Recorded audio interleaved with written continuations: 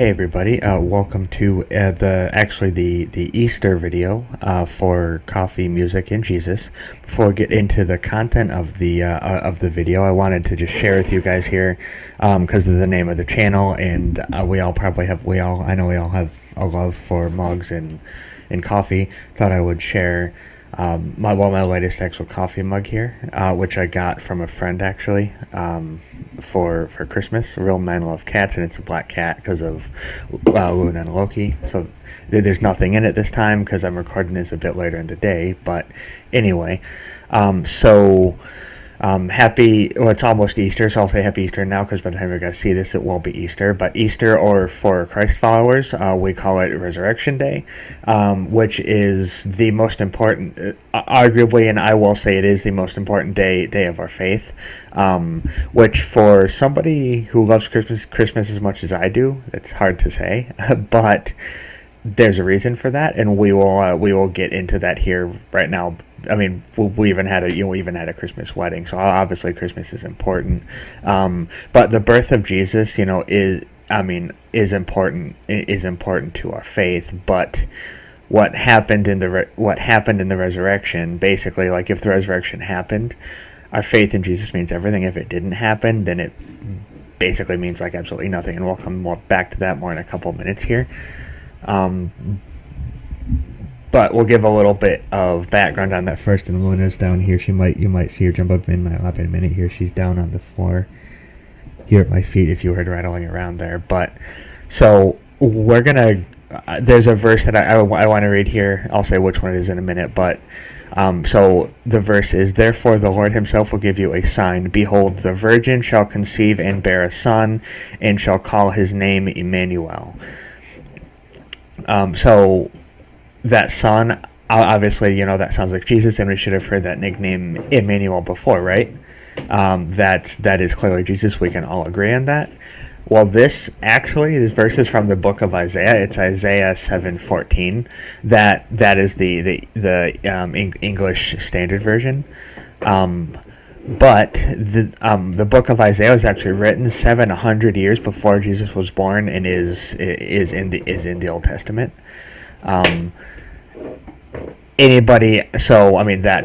That's basically like that is prophecy.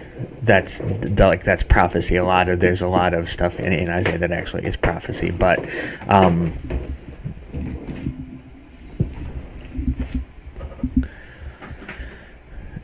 so and then anybody that's been a Christian for any amount of time knows knows John 3:16, or should, if you say that you are. For God so loved the world, he gave his only begotten Son, that whosoever believeth in him shall not perish, but have everlasting life. So that not perish but have everlasting life part is the part that we want to focus on here for what we're going to be discussing. Obviously, again, this is Jesus. There's that, the Son is mentioned there again. That's Jesus, but this time it's New Testament. And for the next part that I want to look at here, that's going to tie into that, we're actually going to look. We're going to look at Isaiah again a little bit further ahead in chapter 53, and I'm going to bring it actually on the screen for us so we can read that together because that worked well last time.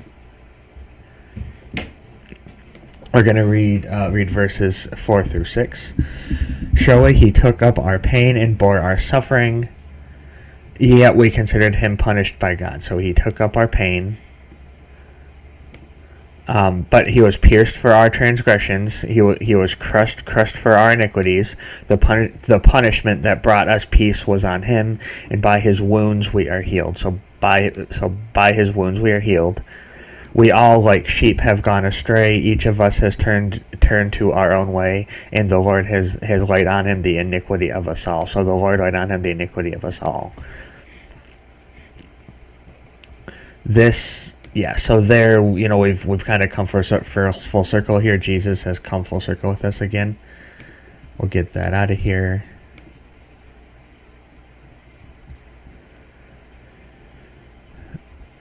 this is, I mean, this is the story of the cross. This is the Easter story. The Easter story right here. Pierced for our transgressions. That's what happened on the cross. He was smitten by God. He bore our griefs and carried our sorrows. Again, this is Isaiah. So this was written before Jesus was born, but it's like this is talking about the cross. Like he came and did this. He fulfilled this by dying on the cross. Well, okay, technically dying on the cross was Good Friday, not actually Easter, but 3 days later, it's all part of the same. It's all part of the same story, and it's crucially important here. But 3 days after Good Friday was when he resurrected. That is Easter, and that's why it matters. Jesus actually said in John 11, "I am the resurrection and the life. Whoever believes in me, though he die, yet he shall live, and everyone who lives and believes in me shall never die." Do you believe this? So, if you don't know that verse, like, wait a minute, you die, yet you shall live. Well, he's talking about if we physically die, spiritually we don't have to die, because on the cross when he was resurrected, he beat death. If we truly believe that he died and he rose again, and we accept that it was done for us, then we get to be with him. We get to be with him for eternity, basically. As the old Newsboys song says, "I'm alive and well. Your spirit is within me, because you died and rose again."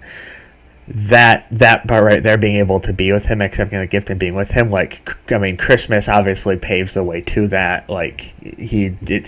Jesus stands alone as, as he humbled himself and came down for us. He became a baby, and it's important to celebrate that for sure. He became human for us, but that paves the way to this.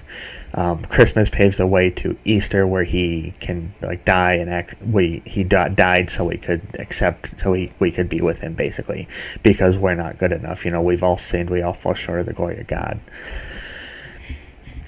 He gave us that opportunity to be with him, basically. So our entire faith basically hinges on that.